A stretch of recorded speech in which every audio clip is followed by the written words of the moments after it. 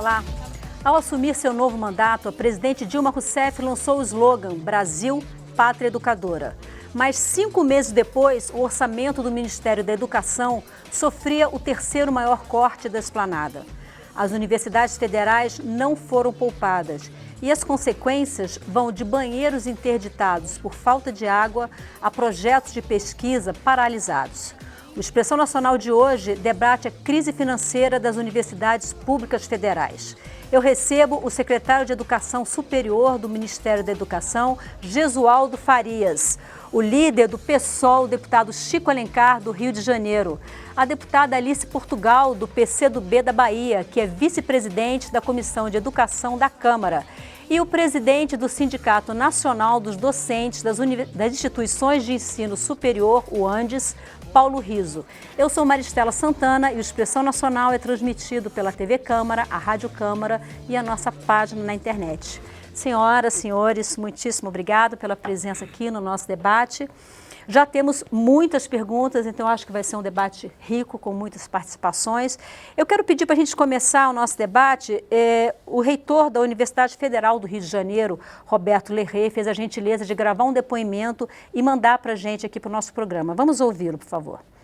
Nós estamos administrando as contas no dia a dia, né? Um dia conseguimos acertar alguns fornecedores, alguns serviços terceirizados, no outro dia reduzimos um pouco as dívidas com energia, os prédios estão exauridos, precisam de reforço estrutural, precisamos modificar as estações, subestações de energia, precisamos ampliar gabinetes de trabalho, salas de aula. Os nossos hospitais precisam ser recuperados.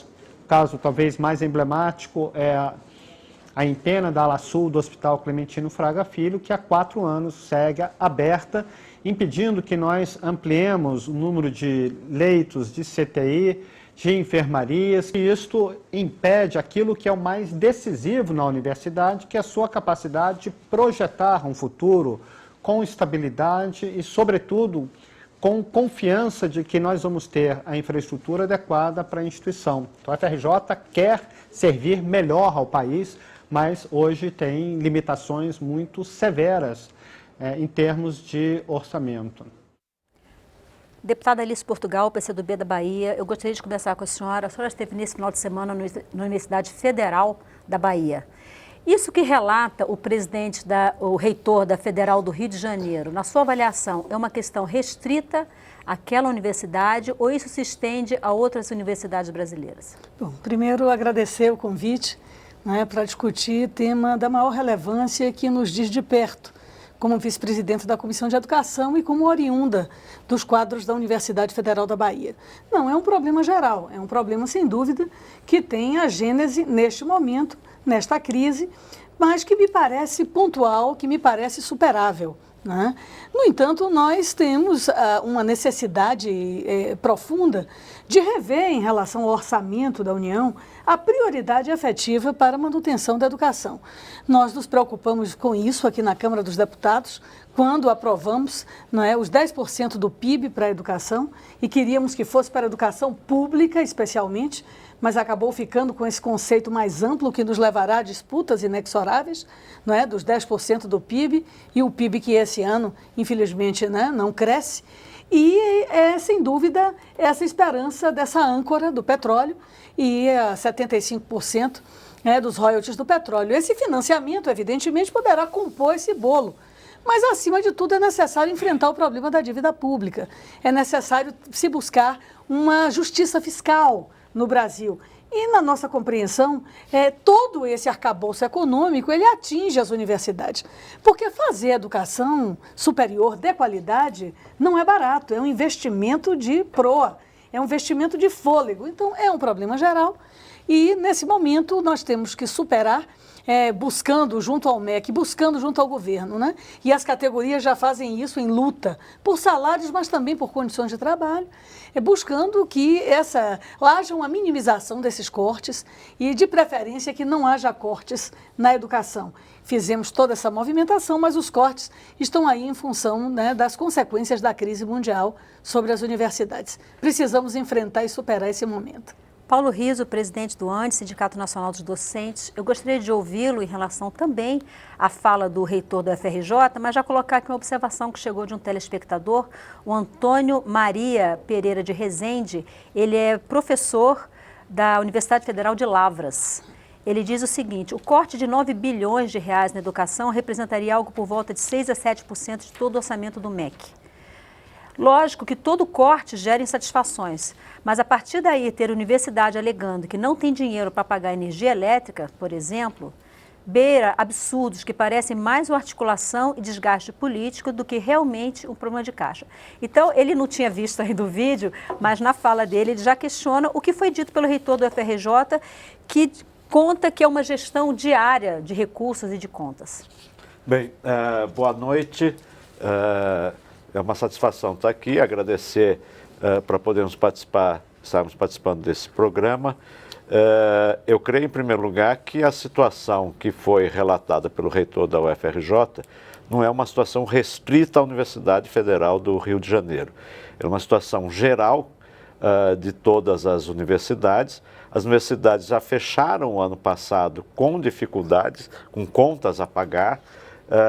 E esse ano ocorreram alguns momentos. Primeiro, enquanto não aprovava a lei orçamentária do ano, as universidades receberam, em vez de 1/12 do orçamento, 1/18.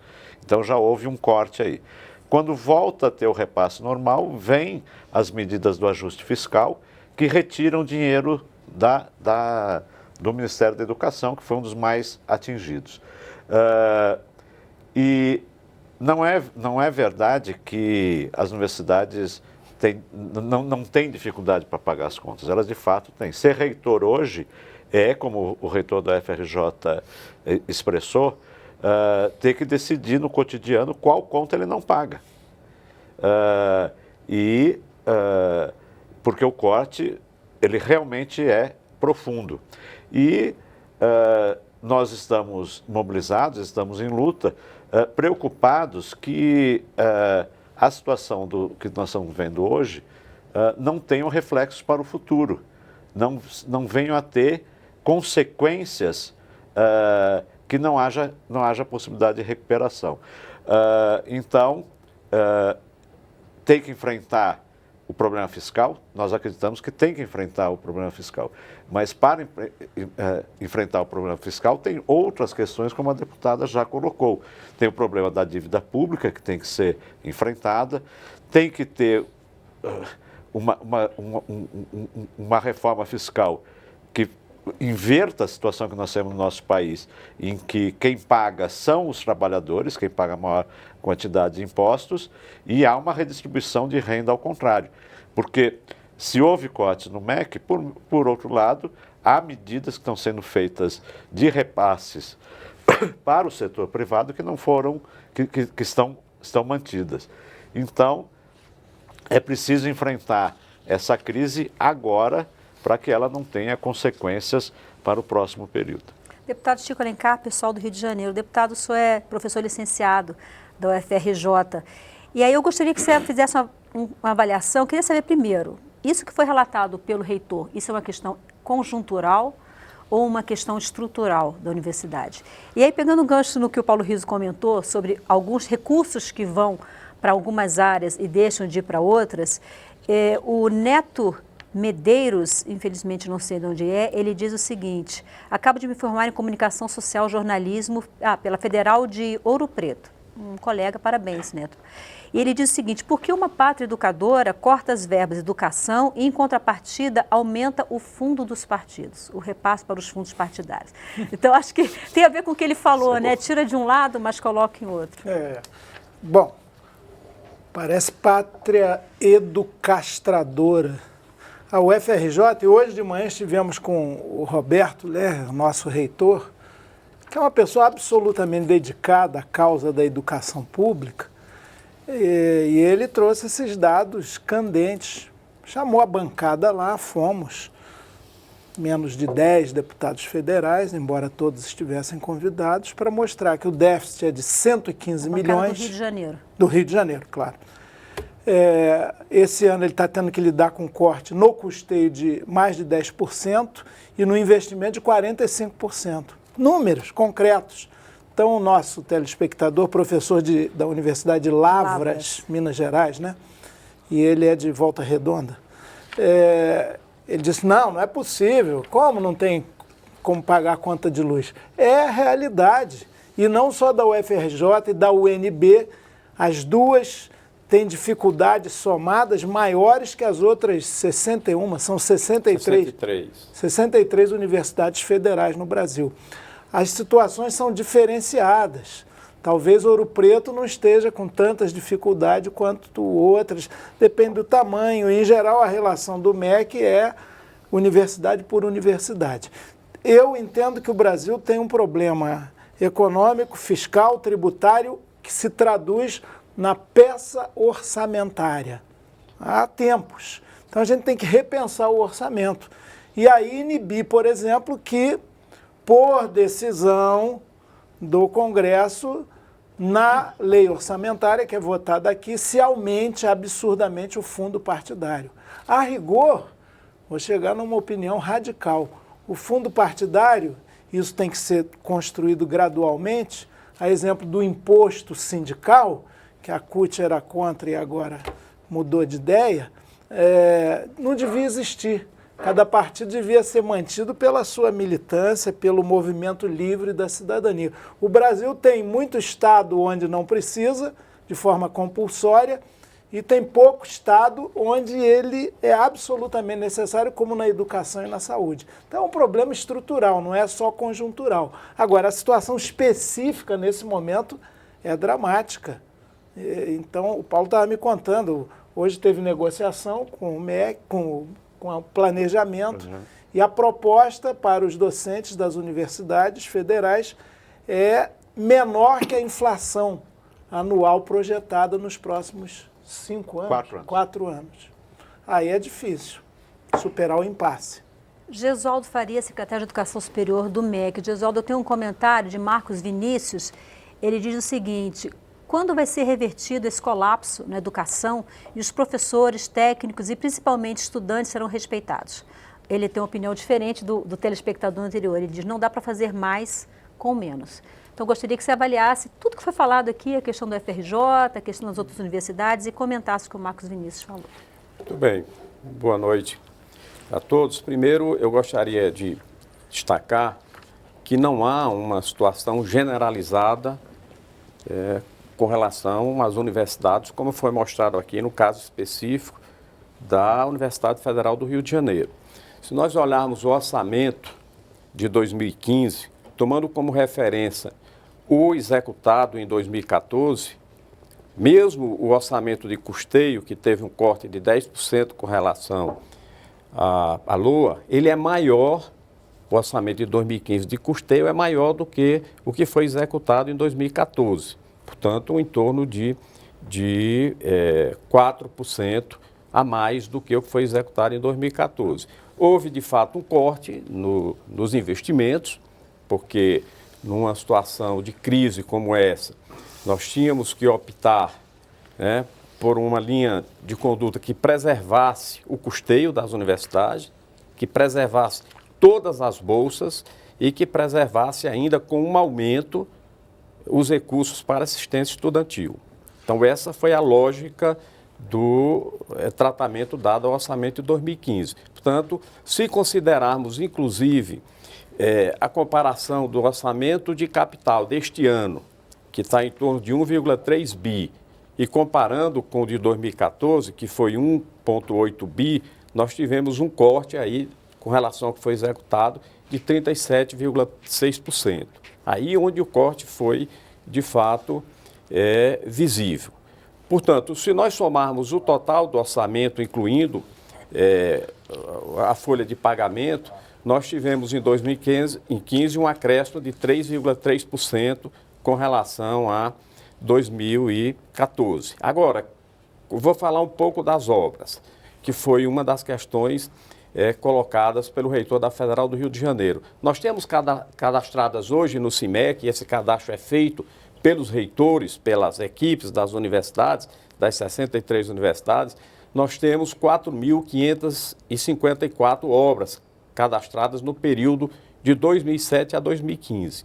Destas, 3.491 foram realizadas, foram concluídas, 609 estão em execução, estão sendo realizadas nas 63 universidades, 280 obras estão em licitação, portanto, as universidades não estão paradas nesse processo de complementação de obras e de expansão, e apenas 174 estão paralisadas, o que representa 3,8% do total das obras cadastradas. E apenas uma delas, isso são informações feitas pelas universidades, apenas uma das 174 está paralisada por falta de recurso. Então, isso são dados tirados hoje do sistema de obras do MEC. Portanto, é natural, é compreensível, nós somos 63 universidades e não há nenhuma destas universidades, desde a mais recente até a mais antiga, que inclusive é a Universidade Federal do Rio de Janeiro, que não tenha no cotidiano algum problema a ser resolvido. Cada universidade funciona como uma cidade complexa, com muitos laboratórios, com redes de infraestrutura de água, de esgoto, de energia elétrica, de comunicação. Os dados do IBGE que saíram agora funcionam mais do que a maioria das cidades brasileiras. Então, são sistemas muito complexos. Então, olhar especificamente para o que não está correndo bem, para o que está faltando, na minha avaliação, uma visão distorcida do sistema. As universidades evoluíram bastante, cresceram muito na graduação e na pós-graduação e na pesquisa, que nós vamos falar depois, e vivemos hoje um momento de crise econômica que todas as instituições públicas e privadas têm que se adequar a essa crise. A universidade não seria diferente. Então, o trabalho está sendo feito no sentido de preservar aquilo que é essencial para o funcionamento das universidades, que é o seu custeio e as bolsas, principalmente um cuidado maior com relação à assistência estudantil, que inclusive cresceu do ano passado para cá. Uma observação interessante para os nossos telespectadores, quando eu fiz universidade, e eu fiz a Federal Fluminense, a gente brinca, a universidade que já nasceu cansada, mas anos 70, dispensei a Alice de falar isso, não, deixa eu confessar minha velhice. O currículo está na rede. Eram 300 mil os estudantes universitários do Brasil, início dos anos 70, ditadura militar terrível, violenta. A gente ia para a rua com medo, com repressão, mais educação, menos canhão. Eram em torno de 350 mil os universitários. Hoje são mais de 7 milhões. 7 milhões Só e 300. Que 80% eram das públicas. Inverteu. Hoje são mais de 7 milhões e 300 mil, mais de 5 milhões nas particulares. Isso eu acho que não é bom para o país. Mas tem um detalhe, 60% das matrículas hoje estão nas instituições públicas, no FIES e no ProUni. Então, 60% hoje nós podemos garantir que são recursos do governo financiando a educação superior no país. Transferência de recurso público. Olha só, eu queria mostrar uns números de 2014, 2015. Gisoldo falou bastante dos números. Queria mostrar aqui, a Consultoria de Orçamento da Câmara levantou para a gente os números de 2014. Em 2014, o Congresso Nacional aprovou o investimento de 9 bilhões e quase 400 milhões de reais para as universidades federais brasileiras. E foram investidos, não é gasto, em universidade a gente não gasta, em universidade a gente investe. Foi investido quase 8 bilhões de reais. Ou seja, houve uma execução de 83,5% em 2014. Já em 2015,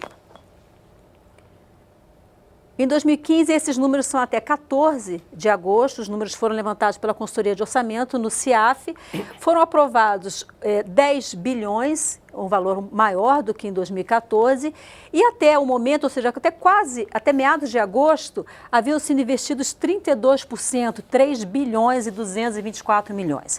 Então, Paulo Rizzo, eu gostaria, com base no que o Gisoldo falou e nesses números que estão apresentados, pedir para você fazer uma avaliação, porque a impressão que se tem, olhando a execução de 2014, que teve 83,5%. E olhando 2015, se a gente pensar que em agosto a gente tem em torno de 2/3 do ano transcorrido, a gente teria em torno de 67% se fosse um gasto linear. Parece que existe uma concentração maior de investimento no final do ano, né, nas universidades. Esses números, eles dão a entender que, de fato, é uma questão conjuntural que está acontecendo no momento, agora, em função da questão fiscal e tal, porque em 2014 a impressão que tem é que houve um bom investimento. Bem, em 2014, a realização foi de 83%, mas essa realização não deu conta de todas as despesas das universidades. E o que nós temos hoje, quando nós estamos no final, esses números, já estamos entrando em setembro, portanto no final do ano, e quase 70% dos recursos não foram realizados. O problema, quando se discute conjuntural ou estrutural, o problema que nós postulamos é que, numa situação conjuntural, não se pode tomar medidas que vão ter efeitos duradouros. Então, as soluções que se dá para uma crise não pode ter efeitos duradouros. E sem os recursos, a universidade não vai superar a crise.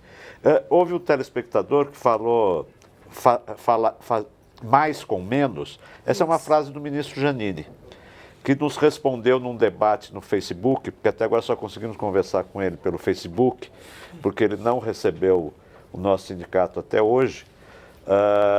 Ele termina a fala dizendo que o momento é para fazer mais com menos. Só que a situação da expansão das universidades nos últimos anos, do número de alunos, a expansão da pós-graduação, é um processo que nós temos feito dentro da universidade há bastante tempo, mais com menos.